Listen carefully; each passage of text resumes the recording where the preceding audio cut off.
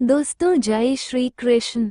अध्याय 10 गरुड़ पुराण पापों की संज्ञा और पुनर्जन्म।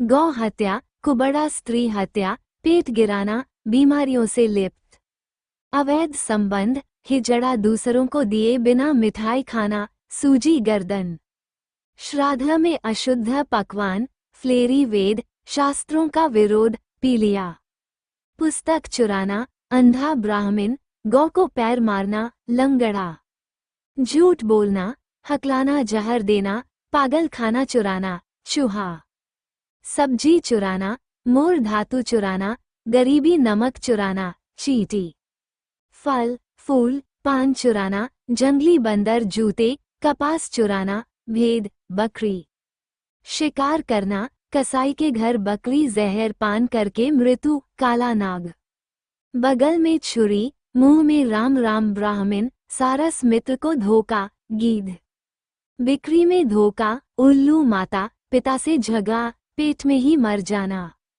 स्त्री जो सास ससुर को गाली दे, जोंक पति को बुरा भला कहना, जू धोखे से ब्राह्मण की संपत्ति हड़पना, 7 पीढ़ियों तक नुकसान दी हुई वस्तु को फिर से मुफ्त में वापस ले लेना, घोर नरक में जाना। जो दान पुण्य आदि नहीं करते वह गरीबी में जीते हैं, गरीबी में वह पाप कर्म करते हैं, ये कर्म उन्हें नरक में ले जाते हैं, फिर गरीब पैदा होते हैं और पाप कर्म करते हैं। जो भी अच्छे बुरे कर्म होते हैं उन्हें भोगना पड़ता है, न भोगे हुए कर्म लाखों वर्ष में भी नष्ट नहीं होते। दोस्तों जय श्री कृष्ण। अध्याय 11 गरुड़ पुराण स्पिंदिर्न। जब मनुष्य मरने के बाद 1 वर्ष की महापथ की यात्रा करता है तो वह पुत्र पौत्र आदि के द्वारा स्पिंदिर्न हो जाने पर पितृलोक में चला जाता है। वर्ष के अंत में पितृ पिंडों के साथ प्रेत पिंड का मिलन हो जाने से वह प्रेत परम गति को प्राप्त करता है।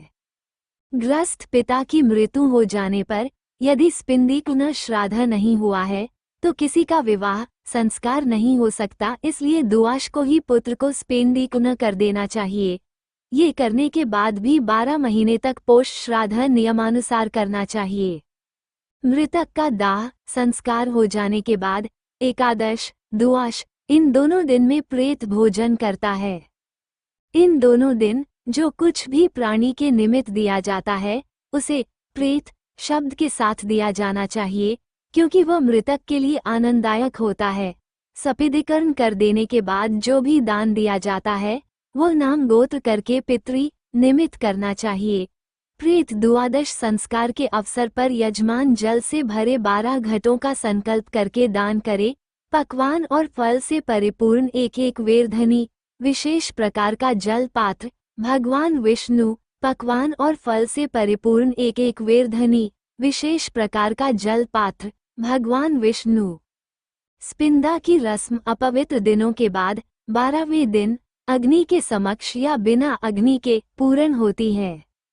विधि: नहा धोकर मृत्यु वाले स्थान को गोबर से पोतकर स्थापित देवों की मूर्तियों के चरण धोकर पितरों को लाई अर्पण करके पुत्र अंचम से थोड़ा जल ग्रहण करे।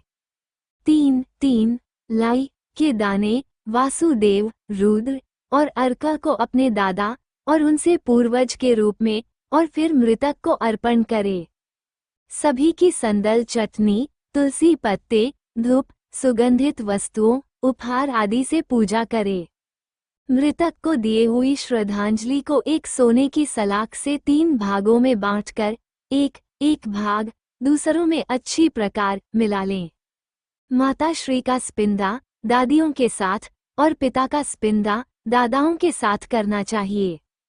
यदि पिता की मृत्यु दादा के जीवित रहते हुए हो जी है तो 3 लाई के दाने पर दादा और उनके पूर्वजों को श्रद्धांजलि देनी चाहिए। पत्नी की मृत्यु पर यदि पुत्र न हो तो पति को अपनी सास और संबंधियों के साथ रस्म करनी चाहिए। फिर ब्राह्मणों को भोज दाद दक्षिणा उपहारों और 12 घट जल से परिपूर्ण दान करने चाहिए। धारण किए वस्त्रों का त्याग करके एक शैया दान करे। शैया बहुत मूल्यवान सभी सुख प्रदान करने वाले साधनों से युक्त छाता, चांदी के लैंप, इस भगवान नारायण और लक्ष्मी जी मूर्ति कपड़ों गहनों से सुसज्जित गदा आदि होनी चाहिए। स्त्रियों की रस्म में लाल कपड़ा जेवर के साथ अन्य सामग्री होनी चाहिए। फिर एक ब्राह्मण को उसकी पत्नी के साथ शैया पर नारायण लक्ष्मी जी के सामने बिठाकर उत्तर दिशा को मुख करके लक्ष्मी नारायण जी को फूल माला पहनाकर पूजा करके यह उच्चारण करे, हे नाथ, जिस प्रकार आपकी शैया दूध का सागर है, ये शैया भी उसी प्रकार मेरे अगले जन्मों में सुखदायी हो। ब्राह्मण और प्रभु को पुष्पांजलि देते हुए ब्राह्मण को संबोधित करके, हे ब्राह्मण देवता, इसको स्वीकार करें कहकर शैया दान करे। उस शैया पर विराजमान सभी को 3 बार झूला दे। शैया के चारों ओर चक्कर काटकर सबसे विदाई ले।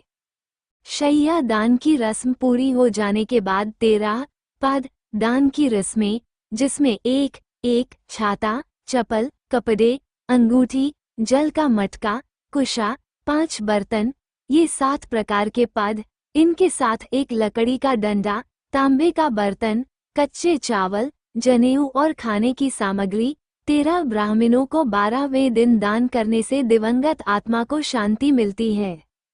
स्पिंदा रस्म करने के बाद वार्षिक श्राद्ध से पहले हर मास 1 लोटा जल के साथ लाई का दान करते रहना चाहिए।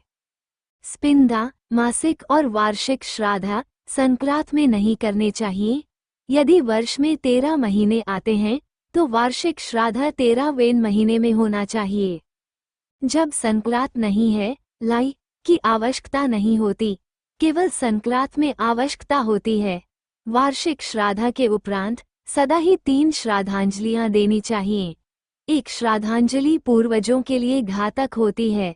गया में श्राद्ध पूर्वजों के लिए मुक्तिदायक होता है। मनुष्य को प्रयत्नशील होना चाहिए कि वो अपनी ओर से पूर्वजों की भलाई हर प्रकार से करे। इससे वो इस लोक में ही नहीं परलोके में भी आनंदित रहेगा।